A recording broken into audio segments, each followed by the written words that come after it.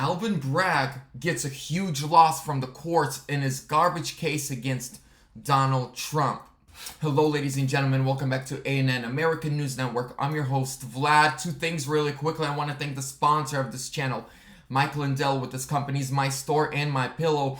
Use links down below in the description with promo code ANN at checkout. Huge discount. There's also a link to my merch store, MAGAmerchUS.com. Get yourself a patriotic t-shirt with free shipping anywhere in the United States.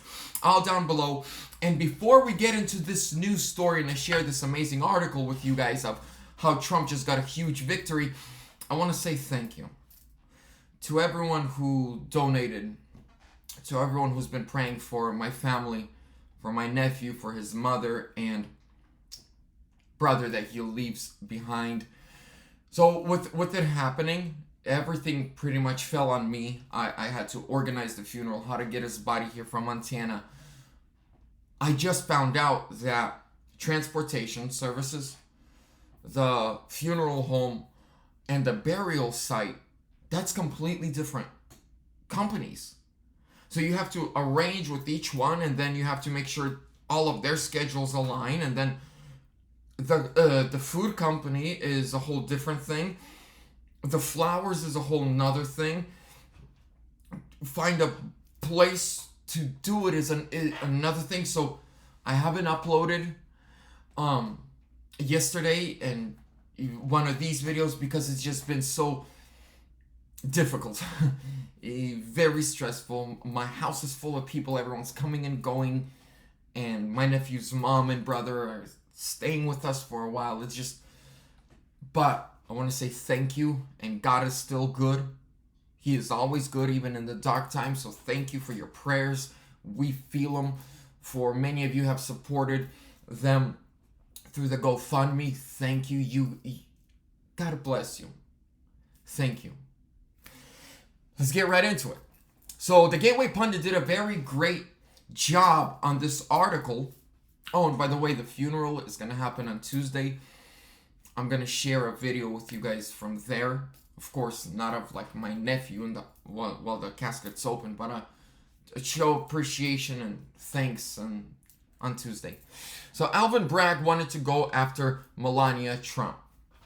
He wanted to go after her emails and get her involved in this garbage case against her husband, our greatest president in American history, Donald J. Trump. So here's where we're at. Follow along here with me, ladies and gentlemen. Coming from the Gateway Pundit, Alvin Bragg suffers major court loss in bogus Trump case. Judge quashes subpoena seeking Melania's Trump's email. New York City District Attorney Alvin Bragg suffered a major setback in his garbage lawsuit against President Trump on Friday. Bragg was hoping to drag former First Lady Melania Trump into his lawfare suit against the president. But New York Supreme Court Judge Juan Merchant surprisingly quashed a pair of subpoenas by Bragg seeking Melania Trump's emails.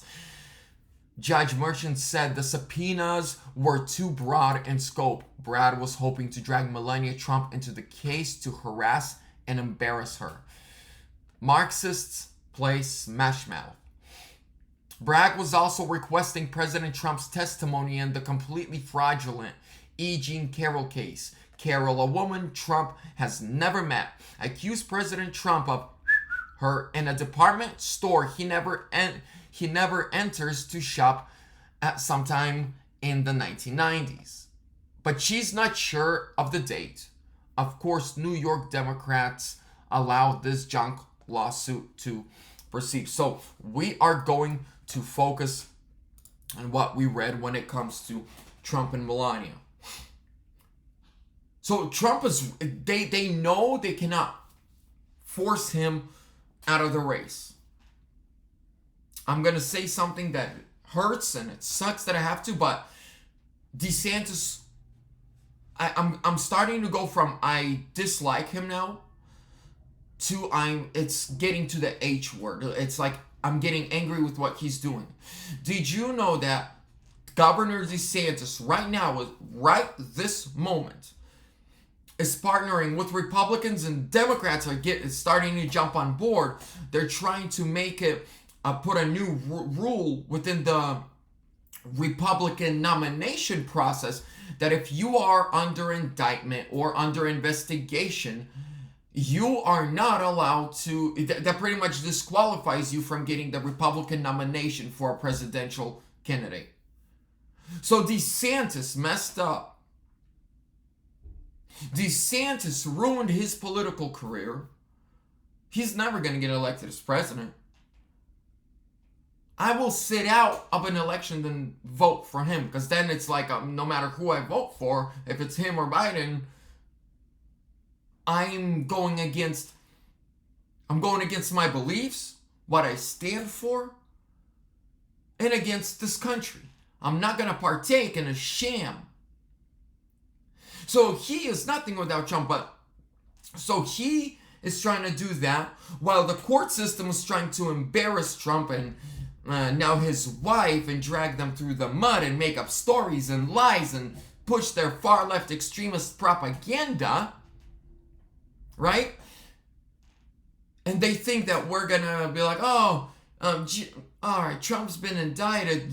I'd rather vote for the guy who gave us record high gas prices, highest inflation in over 40 years, open border, thugs and criminals running free and wild.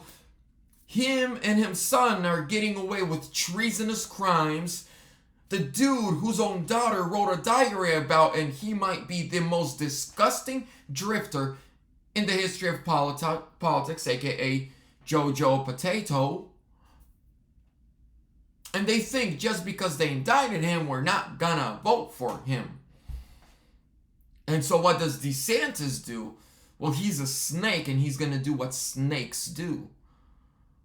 He's going to use those around him for his own personal gain. He's going to put on a smile and say, hey, eat of the tree of life. Give me your endorsement. I'll be loyal. I'll be your friend. Save me.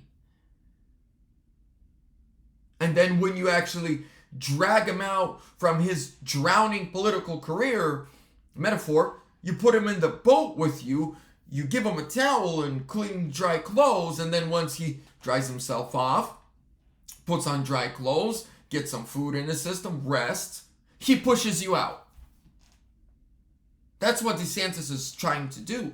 So while the courts is dragging Trump's name through the mud, DeSantis is trying to make sure that, change laws and traditions of constitutionally who can and can't get a nomination and what qualifies and disqualifies you. He wants to make sure to get Trump disqualified. But here's where Vivek comes in. Vivek is, I like him. The more, I'm loving him. He's playing his cards right. I guarantee you when Vivek stepped into this, he knew he's not going to win in 2024. But he's a businessman. He's thinking much further than 2024. He was watching Trump. He was watching DeSantis. And then when he saw DeSantis make his move, he said, this is where I'm going to go in. And all those people that would have supported and voted for DeSantis in 2028, I'm going to get them. Not only that, Trump in 2028 is going to need to give his mantle over to somebody and give somebody his blessing. It was supposed to be DeSantis. We all thought for the last year, all year, that it was going to be DeSantis who was going to be getting Trump's blessing, who was going to be getting the MAGA, kind of mantle given on to him by Trump. And no, DeSantis, just like his fake Christian, because a Christian does not betray those who helped him. So just like he messed up there, Vivek is saying, I'm going to get them. And plus, Vivek, unlike DeSantis, is a billionaire, self-made billionaire, businessman. You can't buy him. That's where him and Trump are a lot alike. And he's never talking trash about Trump. He's always praising Trump and his policies. He, in this last, with Officer Tatum, I believe, Vivek actually said, this whole America First movement He said, I want to thank Trump for that, and I want to build on the foundation of what Trump has started. He gives Trump credit for him running for president. He gives Trump credit for the America First movement, for the people waking up and starting to see the establishment, the fake news, and the far left extremists and who they truly are. He's actually thanking him, and he says, I want to build on the foundation that Trump has laid. While DeSantis, that slithering snake, is trying to destroy everything that Trump's made. Well, that's what happens when you got that Bush money. So right now, Trump got a huge victory, but at the same time, he's fighting against the corrupt courts, the swamp, the uniparty, and the people who he rescued their political careers. He now has to fight against them. But we're going to keep praying, and we know what's going to happen in 2024. We already know. We believe it. It's going to happen. God has spoken before through his prophets. It's going to happen.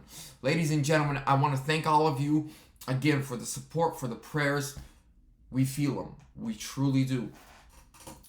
I want to thank you guys for sharing my videos on Twitter, on Facebook. Again, appreciate it. It helps a lot. Helps spread the truth. Make sure to like, comment, subscribe, share. And one last thing. I apologize. One last thing. I saw a comment and I kind of just want to address it. So 2 months ago when I was going to go down to the Mexican, to the border, right? I was supposed to be leaving on a Friday. And then that Wednesday, my cousin had a car accident where he passed away. So that was postponed for a whole week and a half because of the funeral and everything. And then when I went, I was 200 miles out, and I got the phone call from my contact down in El Paso saying, hey, Vlad, it's not going to work. Everyone just disappeared. And so I came back. I said I had a plan, and I had a plan. Michael Lindell on the 16th and 17th of August in Springfield, Missouri is holding a election symposium, and if you want to go there, you have to receive an invite only. I actually received an invite. I was supposed to be flying out on the 15th. And again, this happens. That was supposed to happen instead of the border trip. And then this happens, and now I can't go. I can't leave my family right now. We need your prayers. I need your prayers. We're gonna stand for the truth, and God is always good. God bless you.